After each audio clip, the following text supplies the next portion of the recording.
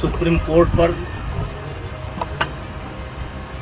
पूर्ण आस्था और विश्वास है और इस देश के अंदर सुप्रीम कोर्ट से कोई बड़ा नहीं हो सकता। एफआईआर करने की बात आई है और अभी यद्यप एफआईआर की कॉपी मेरे पास नहीं है और मैं पूरी तरह से निर्दोष हूं और इन आरोपों का सामना करने के लिए तैयार हूं। कई महीने से गाली पर गाली, गाली पर गाली, गाली पर गाली सुप्रीम कोर्ट पर पूर्ण आस्था और विश्वास है और इस देश के अंदर सुप्रीम कोर्ट से कोई बड़ा नहीं हो सकता। और सुप्रीम कोर्ट ने के सामने कल कि शीघ्र ही जल्द से जल्द ये जांच पूरी करके जो भी कार्रवाई बनती हो उसे करना चाहिए। पॉस्को जैसे गंभीर आरोप की चर्चा हो रही है। मुझे न्यायपालिका पर भरोसा है, जांच पर भरोसा है। देश के अंदर जो न्याय देने की प्रक्रिया है उस पर भरोसा है। अलग से मुझे कुछ नहीं करना। फेडरेशन के अध्यक्ष के तौर पर सांसद जी आपसे लोग बोल रहे हैं कि अगर आप इस्तीफा दे देंगे तो एक सही जांच हो जाएगी, इस पर आपका क्या कहना है? नहीं, फेडरेशन का कोई रोल नहीं है। फेडरेशन का कोई रोल नहीं है और इन लोगों की डिमांड लगातार बदलती है। अगर इनके पुराने बयानों को आप सुनेंगे तो ये जनवरी में इनकी मांग निकल करके आई थी कि अपने पद से इस्तीफा दें। मैंने उस समय कहा था कि पद से इस्तीफा देने का मतलब है कि मैंने इनके आरोपों को स्वीकार कर लिया।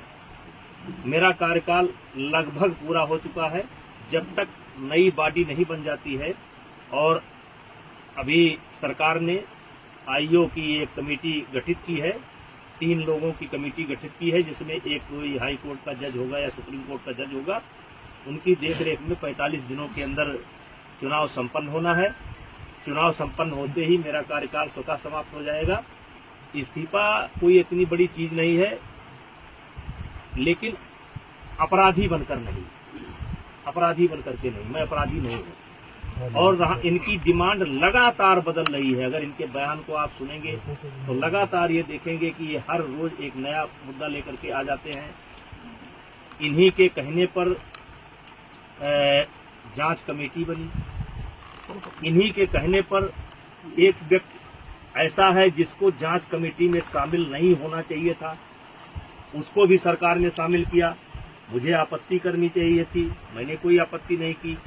जांच कमेटी की रिपोर्ट लगातार इनके पास पहुंच रही थी। कौन कौन खिलाड़ी क्या क्या बोला लगातार डे बाई डे इनके पास पहुंच रही थी। इनको जब आभास हो गया कि जांच कमेटी में कोई आरोप सिद्ध नहीं हो रहे हैं तो इन्होंने कमेटी के सार्वजनिक होने का इंतजार भी नहीं किया और ये सुप्रीम कोर्ट चले गए और एक कोई नया मामला लेकर के भी गए हैं। और सुप्रीम कोर्ट में नया मामला लेकर के गए हैं और इन्होंने जिन बच्चों को पहले पेश किया है, कोई नाबालिग, मैं नहीं जानता, ऐसा हवा में निकल करके आ रहा है कि उसमें से कोई नाबालिग है। तो मेरा सवाल यह है कि उसको जांच कमेटी के सामने क्यों नहीं पेश किया गया। और मैंने एक ऑडियो दिया है जिसमें एक खिलाड़ी, मैंने एक ऑडियो दिया है जिसमें धरने पर बैठा हुआ एक खिलाड़ी किसी लड़की से कह रहा है कि किसी भी लड़की का इंतजाम कर दो, किसी भी तरीके से इंतजाम कर दो।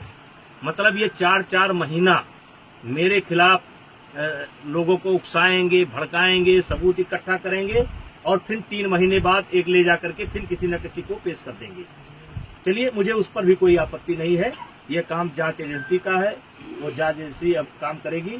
लेकिन हमने तो लगातार सरकार के फैसले का सम्मान किया और ये लगातार इसका उल्लंघन कर रहे हैं। रोज रोज ये नई डिमांड लेकर के आ जा रहे हैं।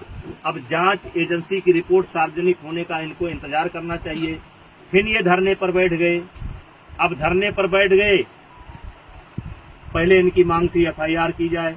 चलिए भाई, इनकी मांग स्वीकार हो गई, अब एफआईआर हो गई।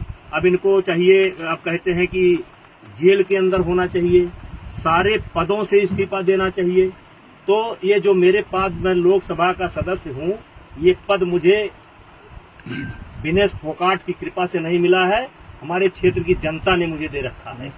और एक बार नहीं, 6 बार दे रखा है। 6 बार मुझको दिया, मेरी पत्नी को दिया, और उनको उनकी कृपा पर नहीं है। और कुश्ती संघ का अध्यक्ष पद भी उनकी कृपा पर नहीं है। मैं चुनाव लड़कर के जीता हूँ। और आपके माध्यम से आप सवाल पूछेंगे तो मैं कहना चाहता हूँ, एक ही परिवार और एक ही अखाड़ा क्यों? हरियाणा के अन्य खिलाड़ी क्यों नहीं? हिमाचल के, महाराष्ट्र के, मध्य प्रदेश के, केरला के, कर्नाटका के, तमिलनाडु के, बंगाल के, आसाम के, देश के अन्य प्रांतों के खिलाड़ी क्यों नहीं? 12 साल से लगातार इनके साथ यौन उत्पीड़न होता है, केवल इनके साथ। वो यौन उत्पीड़न देश के अन्य खिलाड़ियों के साथ क्यों नहीं होता है? केवल एक ही अखाड़ा और एक ही फैमिली, एक अखाड़ा एक फैमिली। बाकी हरियाणा का 90% खिलाड़ी और 90% गार्जियन ब्रिजभूषण सिंह के साथ है। क्योंकि मैंने काम किया है, मैंने खेल को जहां तक सेवा दे सकता है ईमानदारी से सेवा दिया है। और इसीलिए आज देश का एक, जबकि इन्होंने कोई कसर नहीं छोड़ी है, इन्होंने कोई कसर नहीं छोड़ी है कि कोई निकल करके आ जाए। लेकिन एक सवाल मैं मीडिया के माध्यम से, आपके माध्यम से रखना चाहता हूं कि 12 साल से इनके साथ ही हो रहा है, एक अखाड़ा एक फैमिली। और इस 12 साल में भी एक बार भी ये शिकायत लेकर के ना तो खेल मंत्रालय में गए हैं, ना किसी पुलिस स्टेशन पर गए हैं, ना कभी फेडरेशन में आए हैं। और यही खिलाड़ी आंदोलन के 15 दिन तक पहले इनकी वीडियो सुन लिया जाए, इनका ऑडियो सुन लिया जाए, और ये जो है हमारी तारीफ करते थे। ये जो खिलाड़ी आज धरने पर बैठे हैं, ये अपने शादी में मुझे क्यों बुलाते थे? फिर जोड़े में होकर के मेरा फोटो क्यों लेते थे? मेरा आशीर्वाद क्यों लेते थे? लेकिन मैं एक संवैधानिक पद पर हूँ, मेरी एक बोलने की मर्यादा है, उस मर्यादा के तहत मैं बोल रहा हूँ। अब मामला सुप्रीम कोर्ट के पाले में है, दिल्ली पुलिस के पाले में है, जो भी निर्णय करेगी हम मुझे उसे। इस साजिश के पीछे कौन लोग हैं? सांसद जी, साजिश के पीछे कौन लोग हैं? आखिर आपको इसके पीछे क्या दिखता है? कौन है वो? एक फैमिली, एक अखाड़ा, और इसके पीछे कौन? अखाड़े का नाम क्या है?